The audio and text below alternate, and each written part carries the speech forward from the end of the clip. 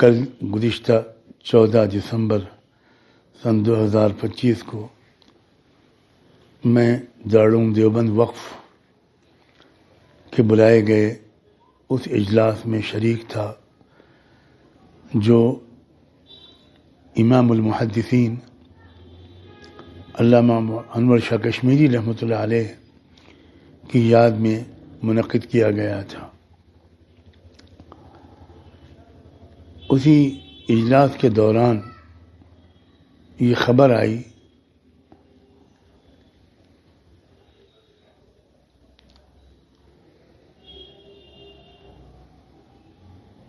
کہ اس دور کے عظیم روحانی رہبر حضرت مولانا حافظ پیر ذوالفقار نقشبندی واصل بحق ہو گئے۔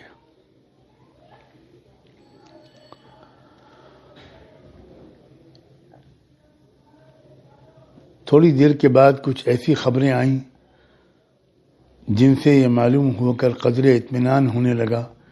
کہ یہ خبر صحیح نہیں ہے۔ میں نے حضرت نور اللہ مرقدہ کے عالی مقام صاحبزادے مولانا حافظ حبیب الرحمن صاحب سے رابطہ قائم کیا۔ ان کا جواب آیا انا للہ و انا الیہ راجعون۔ خبر کی تصدیق ہو گئی اور پھر میں بتا نہیں سکتا کہ میرے دل و دماغ کی کیا کیفیت ہو گئی۔ بمشکل میں بیٹھا رہا، حضرات اہل علم کی تقریروں کو سنتا رہا، اور جب میری باری آئی تو سارا مضمون بالکل غائب تھا۔ بمشکل میں نے خانہ پوری کی اور ایک بہت ہی بوجھل دل لے کر وہاں سے اپنی قیامگاہ پہ واپس آیا۔ میرا ارادہ نہیں تھا، نہ ہمت تھی، نہ ابھی بھی ہمت ہے کہ میں کوئی پیغام ریکارڈ کروں، مگر اللہ جانے کیوں بے شمار لوگوں کی طرف سے یہ تقاضا آ رہا ہے کہ چند کلمات میں ضرور ریکارڈ کرا کر بھیجوں۔ میں سب سے پہلے تو تعزیت پیش کرتا ہوں حضرت نور اللہ مرقدہ وقدس سرہ کے تمام اہل خاندان کو، صاحبزادگان کو، اہلیہ مکرمہ کو، ان کی صاحبزادی کو اور ان کے تمام متعلقین کو، ان کے داماد، ان کی بہوئیں، اور پھر پورے عالم میں پھیلے ہوئے بے شمار لاکھوں ان کے عشاق، ہزاروں ان کے خلفاء، ان کے سالکین، ان کے تلامذہ، ان کے محبین، جن کو ان سے بے پناہ محبت تھی اور جن کو حضرت کی طرف سے ایسی شفقتیں ملی ہیں کہ جن کا لفظوں میں بیان ناممکن ہے۔ اتنا بڑا خلا ہوا ہے، اتنا بڑا حادثہ ہے یہ کہ میرے پاس الفاظ ہی نہیں ہیں کہ میں اس حادثے کی سنگینی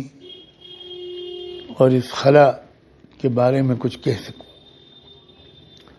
سچی بات یہ ہے کہ وہ نمونے سلف تھے، سراپا شفقت و محبت،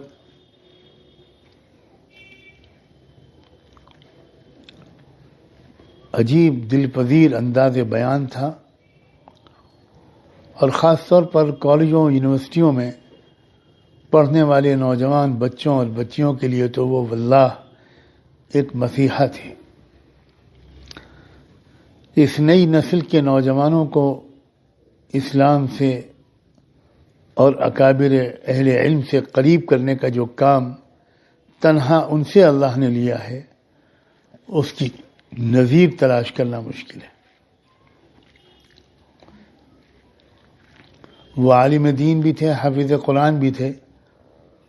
اور ایک سند یافتہ انجینئر بھی تھے، ایک پروفیشنل بھی تھے، اور ان کی شخصیت کی اس جامعیت کی وجہ سے